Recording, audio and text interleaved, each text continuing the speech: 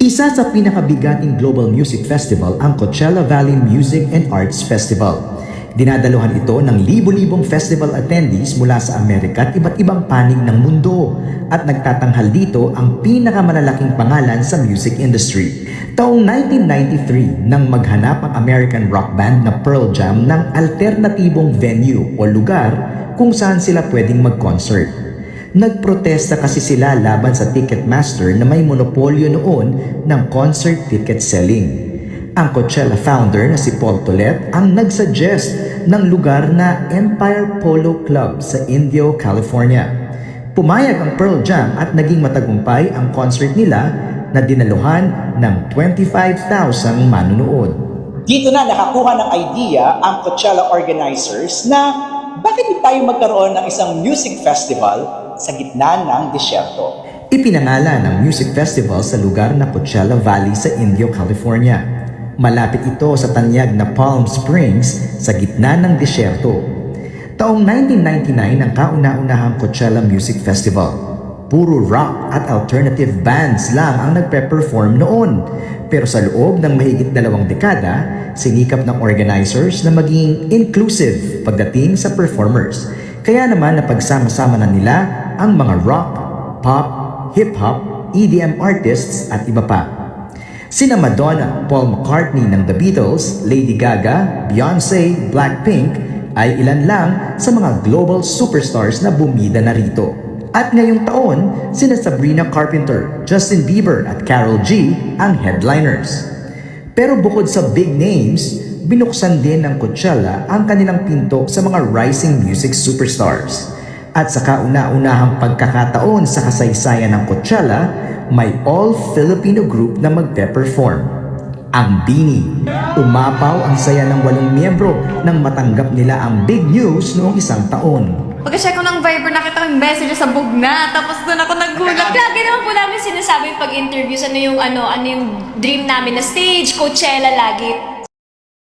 Isa sa pinakabigating global music festival ang Coachella Valley Music and Arts Festival. Dinadaluhan ito ng libo-libong festival attendees mula sa Amerika at iba't ibang panig ng mundo at nagtatanghal dito ang pinakamalalaking pangalan sa music industry.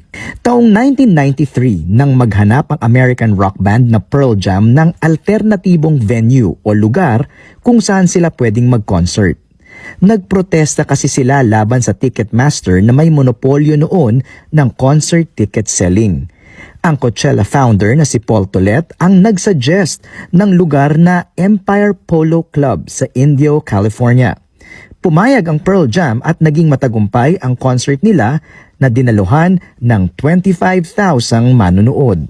Dito na nakakuha ng idea ang Coachella organizers na bakit di tayo magkaroon ng isang music festival sa gitna ng disyerto.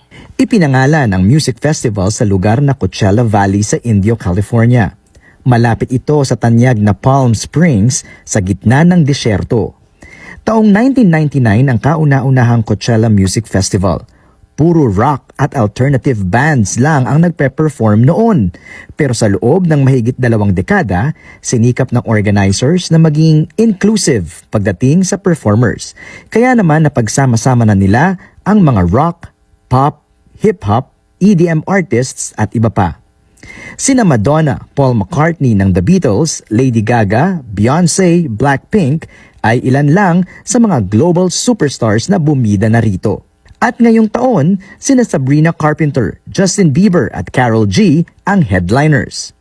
Pero bukod sa big names, binuksan din ng Coachella ang kanilang pinto sa mga rising music superstars. At sa kauna-unahang pagkakataon sa kasaysayan ng Coachella, may all-Filipino group na magpe-perform. Ang BINI.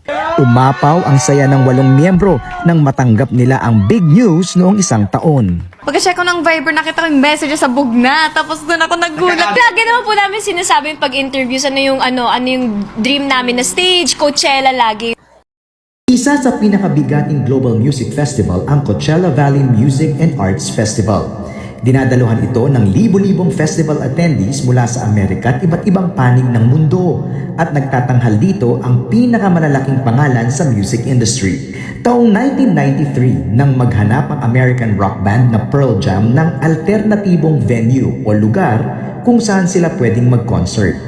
Nagprotesta kasi sila laban sa Ticketmaster na may monopolyo noon ng concert ticket selling.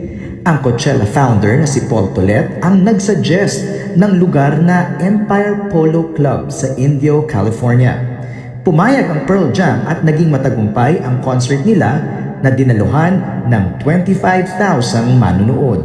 Dito na nakakuha ng idea ang Coachella organizers na bakit di tayo magkaroon ng isang music festival sa gitna ng disyerto. Ipinangalan ang music festival sa lugar na Coachella Valley sa Indio, California. Malapit ito sa tanyag na Palm Springs sa gitna ng disyerto. Taong 1999 ang kauna-unahang Coachella Music Festival. Puro rock at alternative bands lang ang nagpe-perform noon. Pero sa loob ng mahigit 2 dekada, sinikap ng organizers na maging inclusive pagdating sa performers. Kaya naman napagsama-sama na nila ang mga rock, pop, hip-hop, EDM artists at iba pa. Sina Madonna, Paul McCartney ng The Beatles, Lady Gaga, Beyonce, Blackpink ay ilan lang sa mga global superstars na bumida na rito. At ngayong taon, sina Sabrina Carpenter, Justin Bieber at Karol G ang headliners. Pero bukod sa big names, binuksan din ng Coachella ang kanilang pinto sa mga rising music superstars.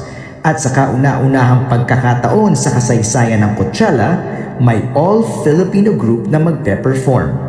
Ang BINI. Umapaw ang saya ng 8 miyembro nang matanggap nila ang big news noong isang taon. Pagka-check ko ng Viber, nakita ko yung message sa bugna. Tapos doon ako nagulat. Lagi naman po namin sinasabi pag-interviews, ano yung dream namin na stage, Coachella lagi. Sa April 10, ang day 1 ng kanilang performance, yan ay April 11, Sabado ng umaga sa Pilipinas. Big break ito para sa BINI. Kaya naman puspusan na yung kanilang preparasyon. Pero top secret pa ilang detalye sa kanilang magiging set sa festival. Nitong linggo, nagsimba ang BINI at ang kanilang team para sa selebrasyon ng Easter Sunday bago sumabak at bumalik sa puspusang training Lunes, oras sa Amerika.